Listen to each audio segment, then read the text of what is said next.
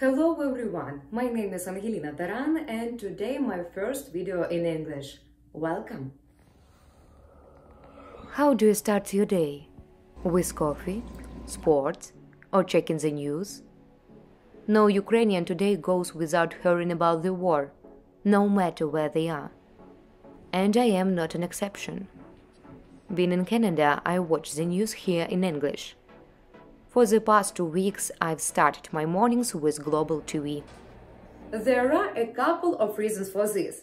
Firstly, it's lifestyle for me. Living in a constant stream of information, it becomes a habit.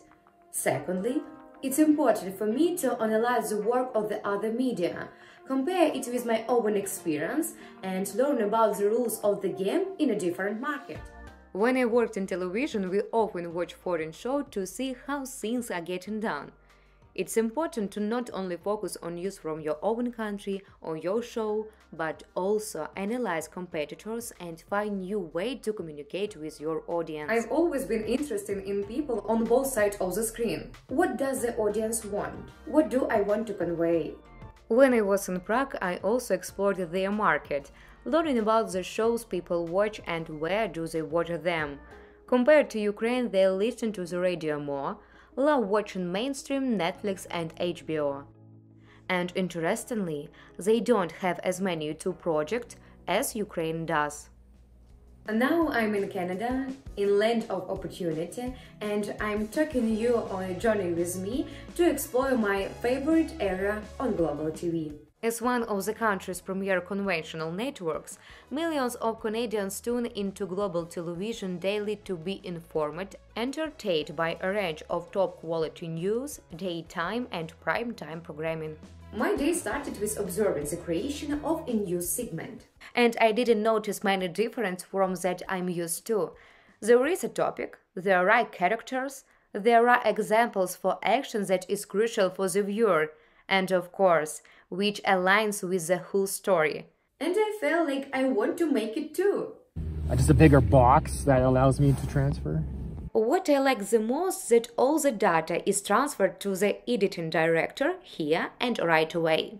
Which is why we will probably see the news from this channel while waiting for the train at the train station. Everything is done quickly. My new acquaintance Tom, the cameraman, arranged an incredible tour for me and introduced me to the entire team of the TV channel. I really missed my job so much that visiting the top studio in Canada was like a gift from above. My eyes were just glowing with happiness.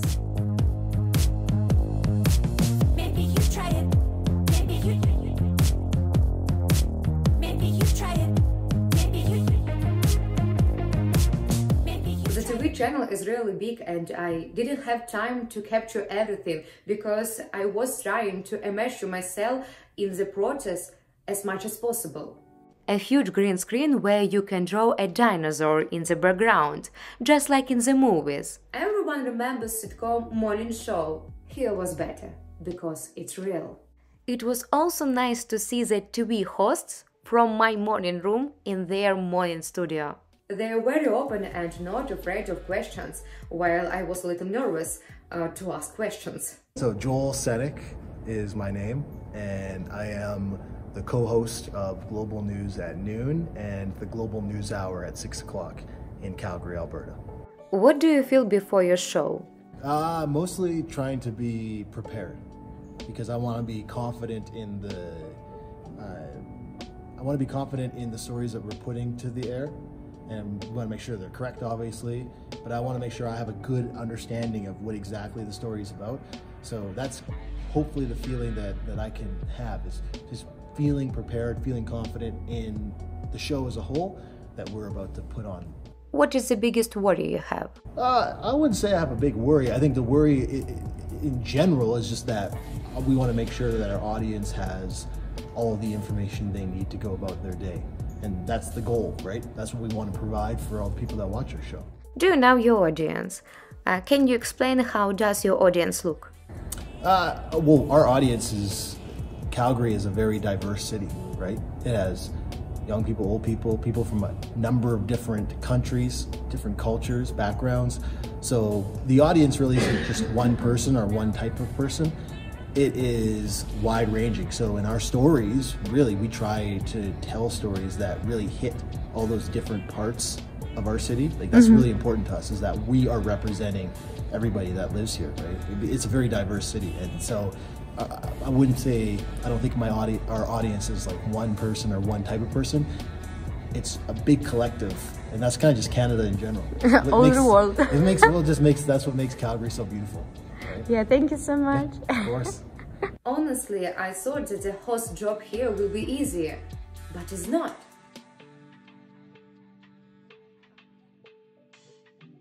They also prepare their own scripts, do voiceovers. Number of Sunwing destinations are up 36% since 2019. A round trip to that part of the world costs an average of $600. The preparation process is a bit different in Ukraine, but I can say that it is still quite similar. I'm glad if I can run and human too, because I try run without someone, maybe it will be a problem. Yeah. Totally fine. This is our radio booth. So Linda was talking about that. In about an hour, well, less than an hour, I do like a radio on the radio with this kind of setup over here. You have a radio too? Station, yeah, we have a radio station, but they're in a different building. Ah, wow. Yeah. Also, this company has its own radio, and I even eavesdrop a little bit. Ви цього не чуєте, але тут говорять. Of course, my favorite place is the studio. For watching, join us for our next new... I'm really sorry, but I couldn't resist. Here's the studio, my home, and maybe soon I will talk to you in English. Let's wish for it together. But I found one difference, and the company often allocate funds to purchase your own telewardrobe, while we have stylists. Which is the better? I haven't decided. What do you think? But what definitely unites us is our love for our work. And the most interesting part stays behind the scenes. A huge team from engineer to producer. Everyone has a microphone and headphones. Commands are transmitted from the producer to the host, and the technical producer needs to make sure that no one of the commentators interrupt each other's work. The engineer must combine visual work with technical work. I was nervous about a few functions on the radio console, and here there are so many consoles. It was an eye-opener for me. There is the camera in the center of downtown, right in the heart of it all. It's just a life hack. If you ever see it Ukrainian television, you know who to thank for the idea. I'm kidding. Maybe. I had the honor of sitting next to technical producer and eavesdropping on the team, seeing how everything works so smoothly.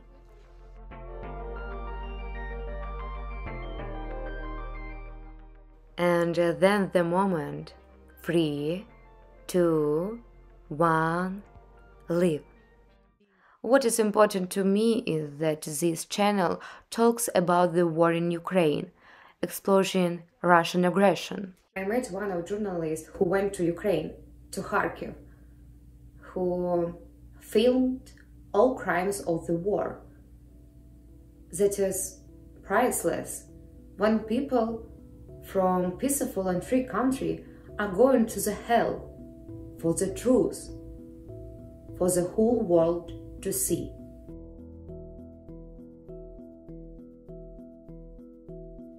This day gave me a new acquaintances and also confident belief that Ukrainian television is definitely not lagging behind.